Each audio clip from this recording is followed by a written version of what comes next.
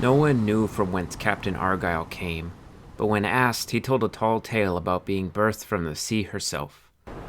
He claimed a mighty wave had swelled on a stormy night in the dead of winter somewhere off the coast of the British Isles.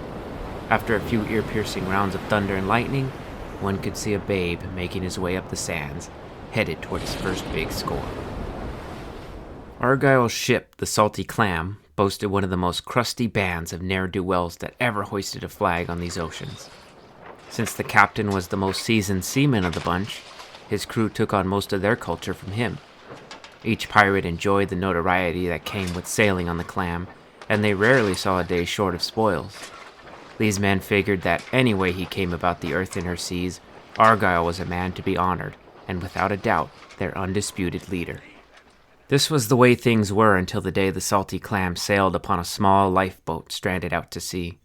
The tiny orange joke of his sea craft was spotted by Argyle's one-eyed scout Ivan, and the crew immediately set to board it. They saw nothing of worth until the captain himself set foot, drew his sword, and scanned the vessel.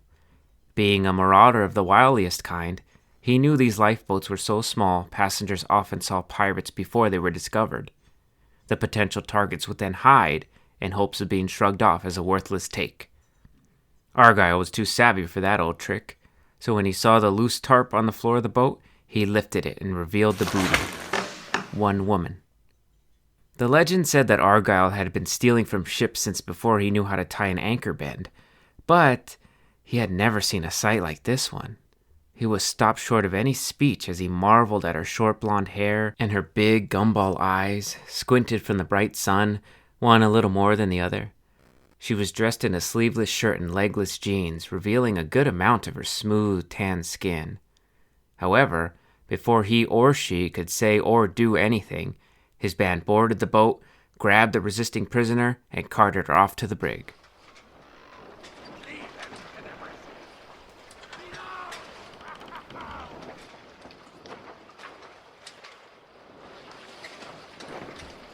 Argyle had done his best to avoid interrogating that dazzling ransom prospect that his mates had informed him took the name Cora, spending the bulk of the day digging into his old cabinet of treasure maps and filing them in order of ascending halls. However, he knew his crew would notice his reluctance eventually, and since the captain is only as powerful as the respect he carries from his men, he finally shook his head clear and made his way down the creaky set of planks to the mesmerizing Cora.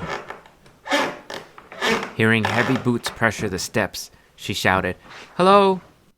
Who's there?" Captain Argyle once again froze, but only for a moment as he looked down at his prisoner, tied up with her back to him. He figured that as long as he could stay behind her and avoid her hypnotic blue eyes, he might just be able to gain the information as to who he should contact to negotiate the ransom. The faster he could get her out of here, the better. He continued slowly down the steps, calling out to her. "Arg, I be Captain Argyle, and this be me ship you're riding on, the Salty Clam." "Are the ropes really necessary?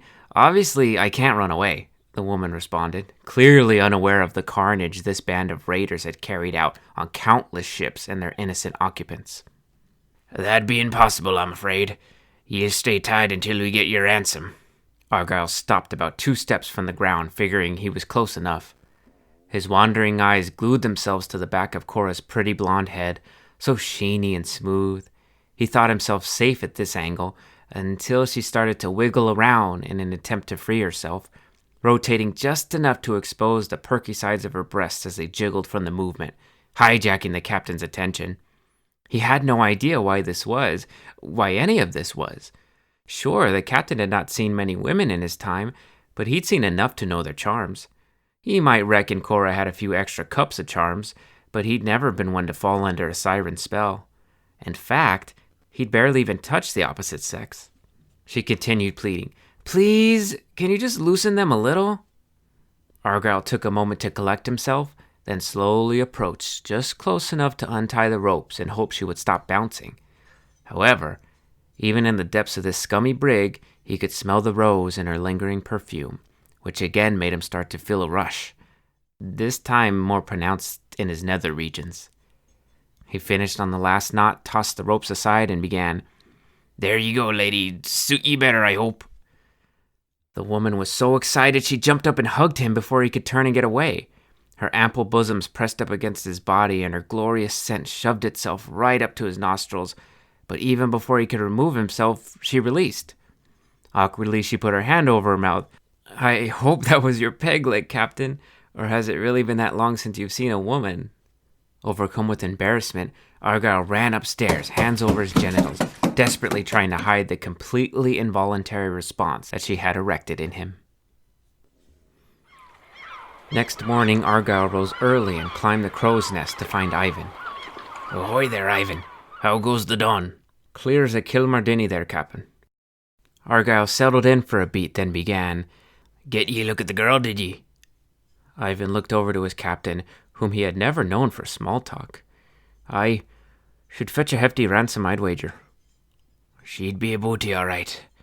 About as bootiful as you'd find on these seas." The captain let the silence set again before adding, "Say there, Ivan," he offered. "Reckon you keep something just between us old seafarers?"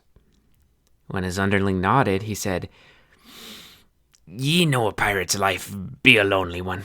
At times we've nothing more than our swords and trousers by our side." He paused for a beat.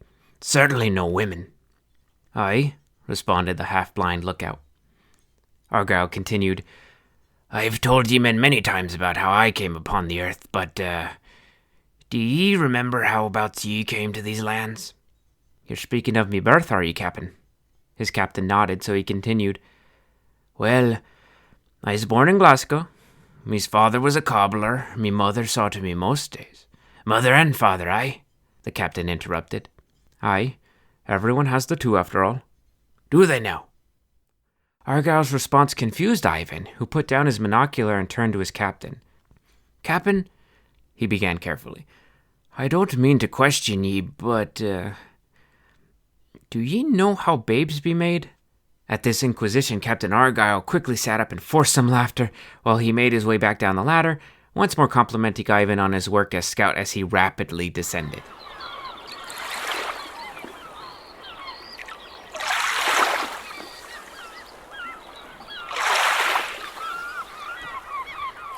Argyle could only hope that Ivan didn't relate their conversation with anyone else in the crew and embarrass him, or worse, spark grounds for a mutiny.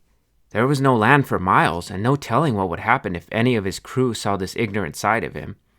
Pirates weren't known for their abundance of understanding, after all, and with the notoriety of this ship, Argyle knew plenty well that his crew would use any excuse to take the helm for themselves. Realizing what was at stake, he came to the decision that despite his shame, he must immediately go down to the brig, get the contact information from Cora, and get her the hell off his ship. When he peeked down there, he saw that she was tied up again, so he very carefully set her free, trusting she'd be wise enough not to molest him this time around. "All right, listen here. What we're going to do is ransom ye to your husband." He trailed off, waiting for her to offer a confirmation. When she replied that she was in fact widowed, he smiled and continued, "Well, any family'll do just fine. All cash pays after all. Just tell us how we can contact them and you'll be off the clam in no time." Here he paused and cleared his throat. "Also, about the other day." "Forget it. It's like it never happened. As long as you and your gang keep your hands off me, no harm, no foul." "Arg, we can do that." Argyle let a beat pass, then added, "You're getting enough to eat, aye? They offer you any wine or ale?" "Oh yeah, no complaints. Well, other than being a prisoner on a pirate ship, you know." With that, she stood up and stretched, placing her hands together behind her back and extending her spine, which had the added effect of pushing her breast against her minuscule tank top and dilating Argyle's pupils in the process. Be great if I could go outside for some sun, though. "Arg, I don't, think that'd be... Hold on. Argyle somehow found the strength to avert his gaze and tried to head up the stairs, but he jerked so fast, and it was a dimly lit brig after all, he missed a step and slipped, sending him tumbling down the boards until he landed cranium first in front of his flame. While he was lost in a haze of brain trauma and the blissful touch of Cora's angelic hands on the side of his head, he smiled his goofy smile at her, and maybe it was the concussion, but he saw her crack a smile right back. I'm gonna go get help, okay, Captain? Stay awake. Captain Argyle nodded his understanding as the woman stood up and revealed her plump backside right into the captain's view. Had he any knowledge of how genetics worked, he would have lied there cursing either her mother or her father for bequeathing her that perfectly shaped bottom, as well as the tailor that mended those denim shorts to frame it as so. Before he could close his eyes and shut out the sight, it had already inspired an even greater biological reaction in his trousers, which, once again, he could not subside. Here he was, one of the most feared pirates in all of the seven seas, captaining perhaps the most terrifying vessel afloat. And all he could do was wait like a fool for his entire crew to follow his little sweetie pie back down here and find him, still on his back, still smiling ear to ear, and still at full mast.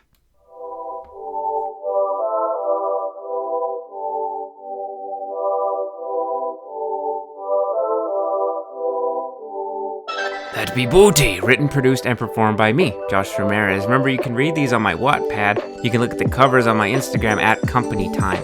And if you're enjoying the content, please tell everybody you know, put it on your social media, spread the word. We have a new story every Monday until November when we're going to do a big 5-part season finale. So we want as many people here as possible. So let them know they can listen on their favorite podcast service, Apple or Spotify, or even on YouTube. And thank you so much for listening. Lots of fun stuff coming up.